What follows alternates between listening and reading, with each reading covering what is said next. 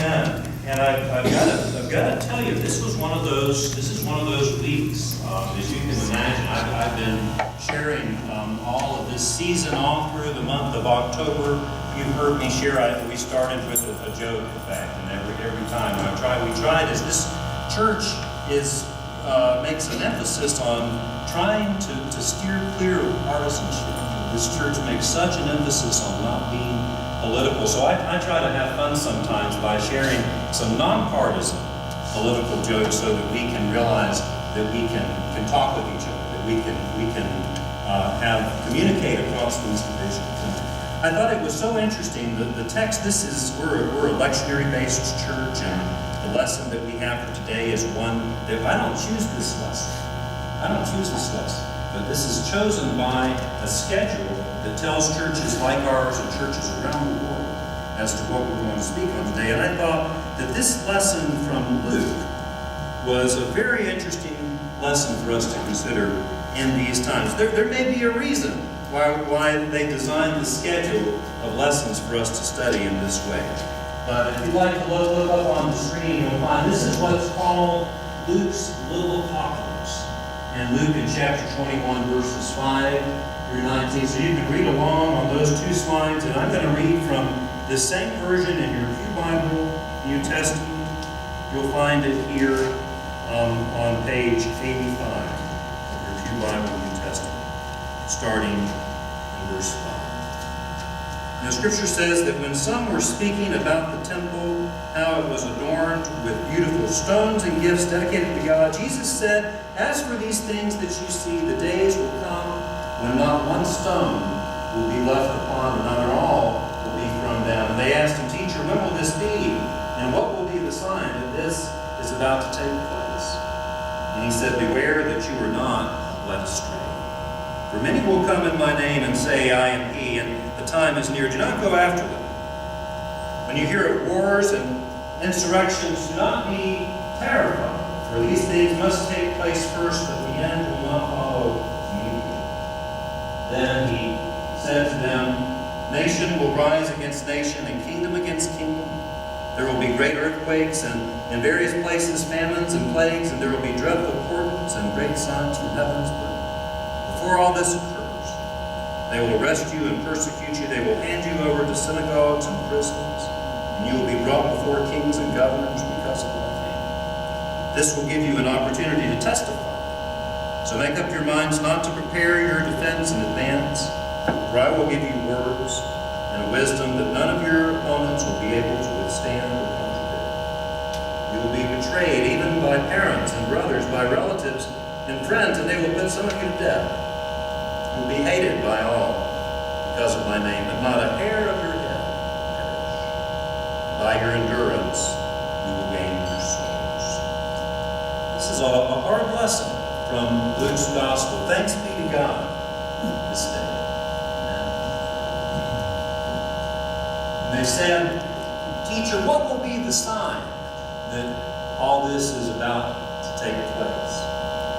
You know what? It reminds me of one of my favorite Far Side cartoons. You know the comic Far Side by Gary Larson, and it's all in one panel.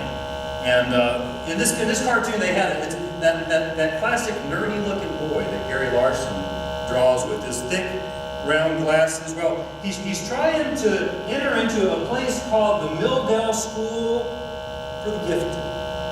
And under one arm, he's carrying a big stack of books, and with his other arm, he's leaning with all his weight against the door, straining, trying to push that door open, while on the door, right there in big red letters, is a sign that explains his problem. The sign says, "Hold." I think that's just like us, because like the people in Jesus' day, we're none too good, are we, at reading the signs. This election, for example, when all the polls gave Hillary at a minimum of a +4 chance advantage, when all the odds makers said her chances of winning were 90% or more, when most pundits were suggesting she would take 330 electoral votes, instead we got the opposite. Donald Trump won by, at the last count, 290.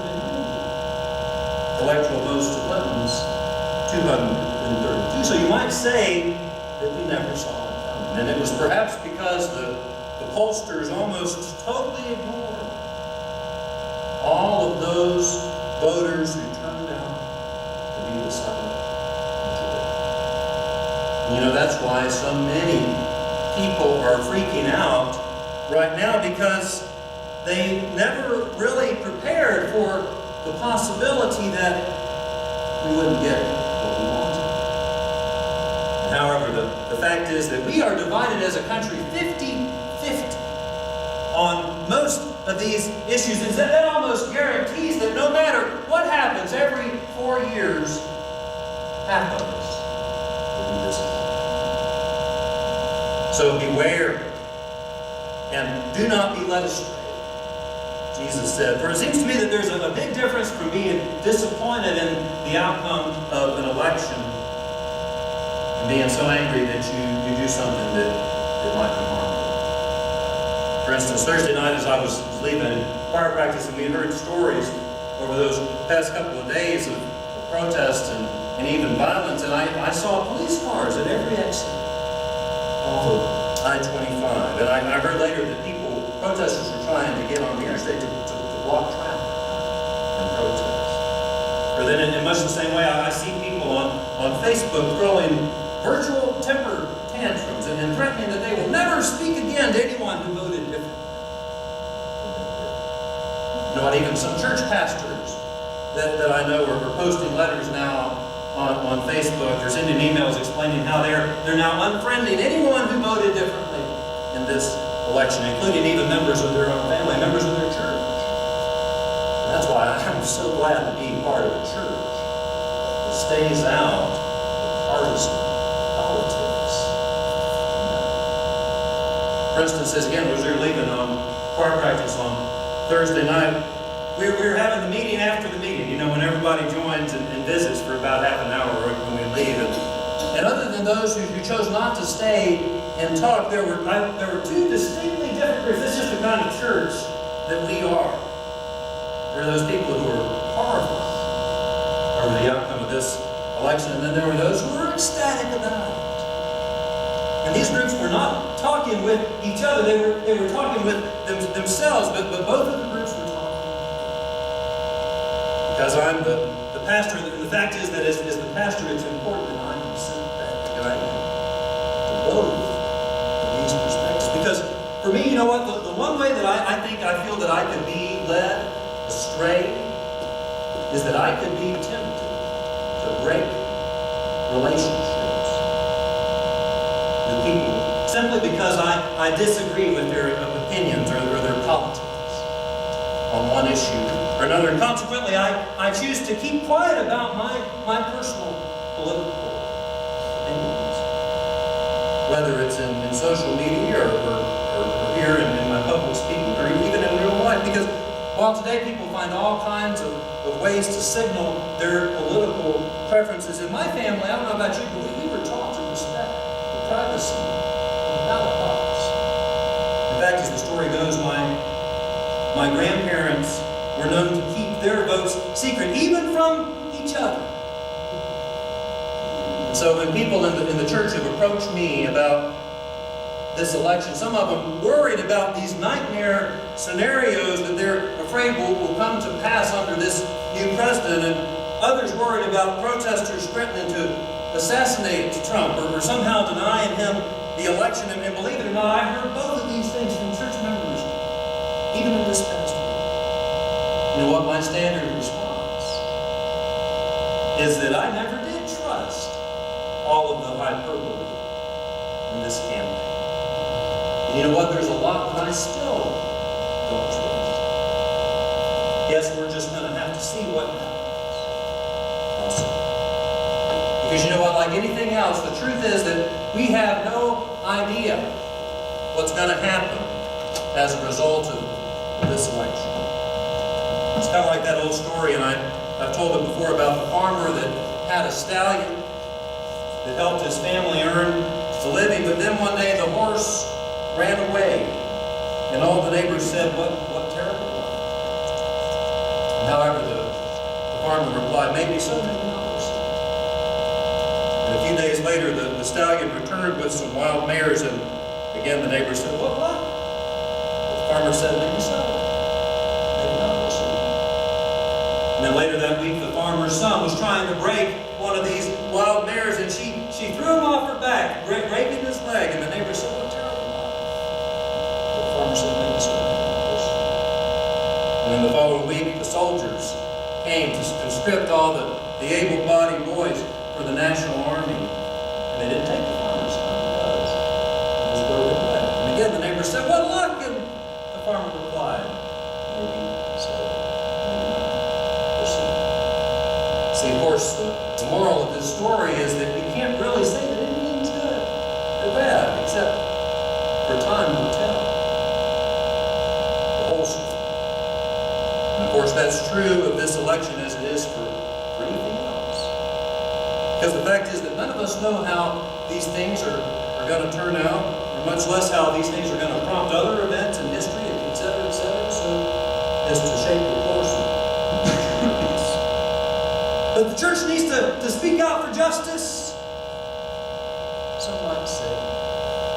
And I know that there are many, many people who would disagree with me on this point. For instance, a friend of mine writes in her pastor's blog this week titled, Preaching the Gospel at the Time of Trump. That's what she calls it. This is what she says. She says, we must not stand by in the face of evil and call it a difference of opinion. And then I bring that up because I take issue with that statement.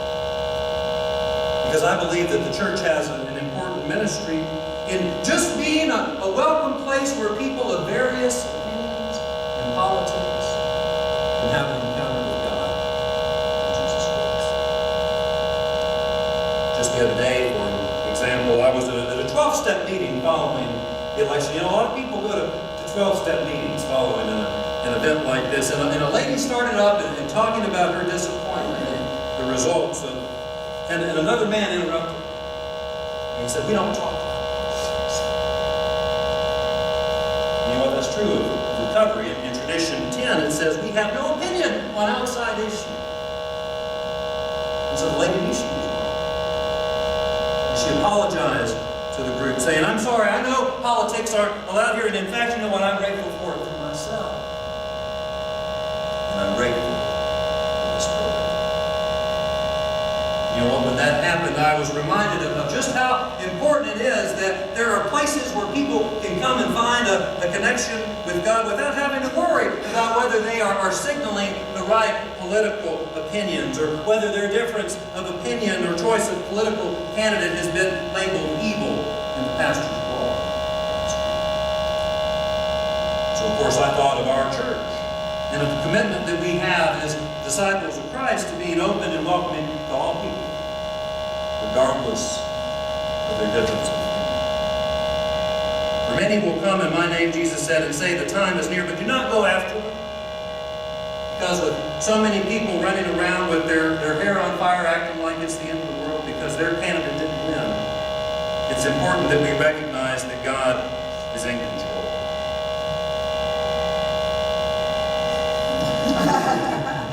God is in control.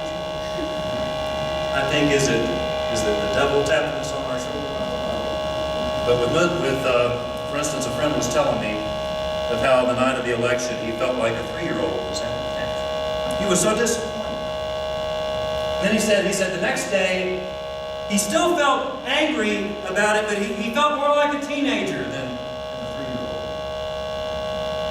And then finally, the next day, 48 hours later, he felt like an adult. Ready to finally quit feeling sorry for himself and get back to work. And I thought, you know what, I've been there. In fact, you know what, I counted up, I've now voted in 7 presidential elections, and out of all 7 times, I voted for the winning candidate. However, before I grew accustomed to being so disappointed about these things, I remember how one time, many years ago, I was absolutely convinced that one of these candidates was just so terrible that I personally needed to do something about it. And so I asked my mom what she thought I should do. I always ask my mom's advice. back then, and she said, Canaan, maybe you should just relax and see how God is going to work this thing. For the Bible tells us so, that God is going to work it out. However, you know what it says? That we shouldn't get surprised if things get worse before they get better. Say, nation will rise against nation and kingdom against kingdom, and you will be hated by all because of my name. And so if things don't quite work out the way that we want, we can still trust in God's plan for our lives. For it seems like God has a plan for us even when we have no idea what that plan would be ourselves. For we do not hearken to those questions which gender strife, nor discuss them at all, wrote disciples, founder Alexander Campbell. And you know what? That's the kind of church that we are. That's the kind of church that we want to be, a place where we can say, maybe so, maybe not, we'll see. And a place where we don't profess to know how things are going to work out. Or even to determine whether the results of this election are ultimately good or bad. But just to trust that God is in control. Thanks be to God this day. Amen. It's hard to speak to these issues when you know that you've got a congregation that's divided 50-50. But isn't this good that we can come together? We can love each other across these divides, and we can put our hope in the God that we know, Jesus.